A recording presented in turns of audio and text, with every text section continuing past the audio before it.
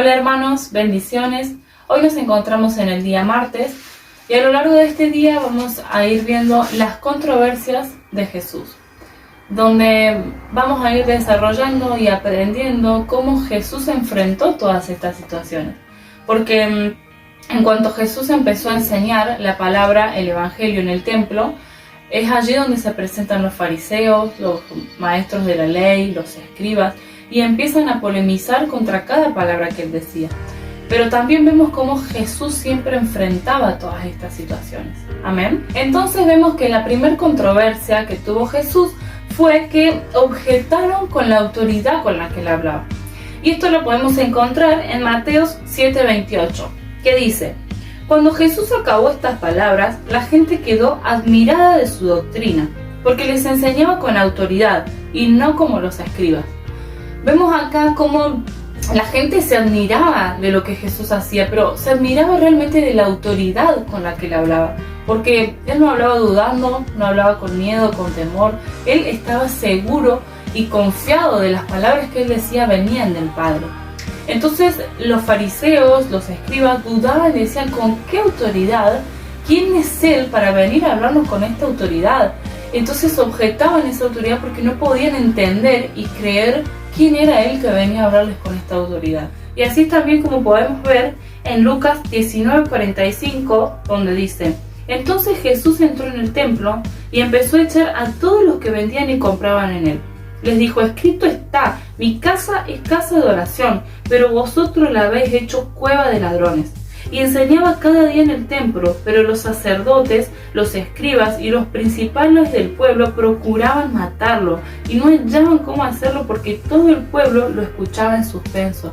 Todo el pueblo lo escuchaba, le prestaba atención, lo seguía, y los fariseos no entendían, no podían hacer nada porque no hallaban nada malo en él. Pero sí, la autoridad que él tenía les generaba mucho odio y de querer buscarle algo para matarlo. Entonces, es así como podemos ver que en el capítulo siguiente, en Lucas 20, los fariseos le preguntaron: ¿con qué autoridad haces estas cosas? ¿Quién te dio tal autoridad? Ellos le cuestionaban estas cosas a Jesús porque no entendían quién le dio esa autoridad. También tenemos una segunda controversia que se trata sobre el pago de los impuestos romanos, ¿sí?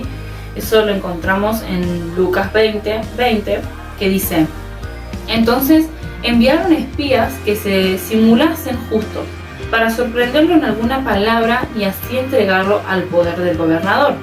Y le preguntaron: maestro, sabemos que hablas y enseñas con rectitud, que no haces acepción de personas, sino que enseñas el camino de Dios con verdad. ¿Está bien dar o no tributo al César?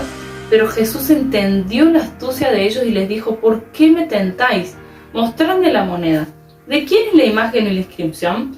Respondieron: del César. Entonces les dijo: pues dad al César lo que es del César y a Dios lo que es de Dios. Y no pudieron sorprenderlo en ninguna palabra ante el pueblo, antes bien, maravillados de su respuesta, callaron. ¿Sí?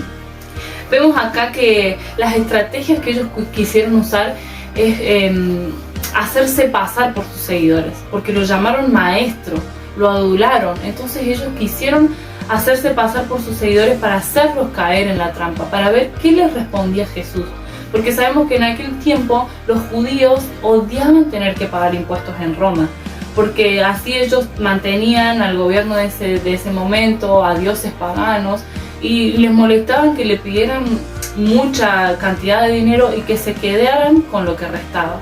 Entonces ellos esperaban que si Jesús les decía que no pagasen esos impuestos, lo iban a delatar, digamos, con los de Roma, a decirle que era un rebelde. Pero si él decía: sí, paguen esos impuestos, iba a quedar mal con su nación y su pueblo. Entonces querían hacerlo caer. Pero vemos cómo Dios entendió su astucia, como dice acá: pero Jesús entendió la astucia de ellos y les dijo: ¿por qué me intentáis? El Espíritu le mostraba la intención de ellos, que ellos querían hacerlo caer, querían buscar que él en algún momento se equivocara y hacerlo caer para poder entregar y matarlo. Una de las otras controversias que tuvo Jesús ese día fue sobre cuál es el mandamiento más importante. Y esto lo vamos a ver en Marcos 12:28, donde dice: Se acercó uno de los escribas que los había oído discutir y sabía que les había respondido bien y le preguntó: ¿Cuál es el primer mandamiento de todos? Jesús respondió: el primer mandamiento de todos es: Oye Israel, el Señor nuestro Dios, el Señor uno es. Amarás al Señor tu Dios con todo tu corazón, con toda tu alma, con toda tu mente y con toda tu fuerza. Y el segundo es semejante: amarás a tu prójimo como a ti mismo. No hay mandamiento mayor que este. Vemos como Jesús en este capítulo le da un mandamiento aún más importante. Y la verdad es que si no está el segundo mandamiento, está incompleto el primero también. Los dos deben ir continuados. ¿De qué manera lo estás amando a Jesús?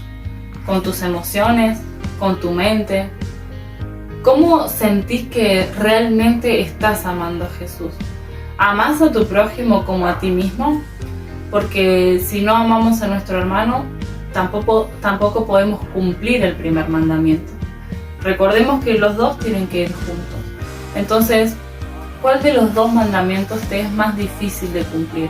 En el transcurso de este día, también hubo una palabra muy clave de parte de Jesús, que fueron estas palabras las que lo condenaron a muerte. Y esto lo encontramos en Mateo 26:63, donde dice: pero Jesús callaba.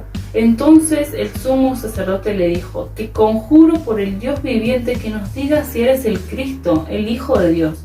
Jesús respondió: sí, es como tú has dicho. Además os digo, en el futuro veréis al Hijo del Hombre sentado a la diestra del Todopoderoso y viniendo en las nubes del cielo. Entonces el sumo sacerdote rasgó sus vestidos y dijo: ha blasfemado. ¿Qué más necesidad tenemos de testigos? ¿Habéis oído su blasfemia? ¿Qué os parece? Ellos respondieron: es culpable de muerte. Vemos cómo estas simples palabras son las que los condenan a muerte a Jesús. Por haber declarado: sí, soy el Cristo, el Hijo de Dios. Tan simple esas palabras ellos no pudieron comprender. Ellos no pudieron ver que Él era el Mesías. Entonces es ahí donde lo condenan a muerte.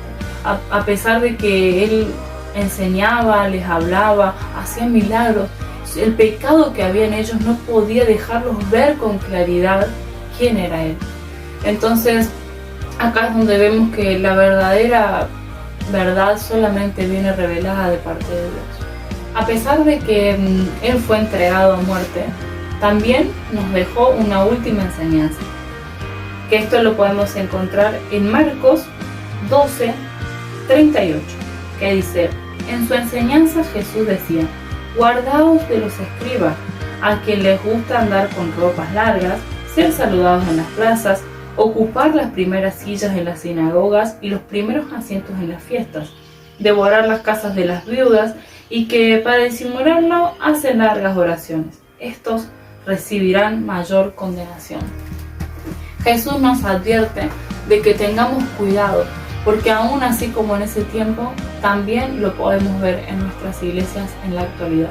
Hay personas que simulan ser algo que no son. Y que esto nos enseñe también a nosotros a que así como demostramos ser por fuera, que nuestro interior esté igual. Que en nuestro interior reflejemos a Jesús.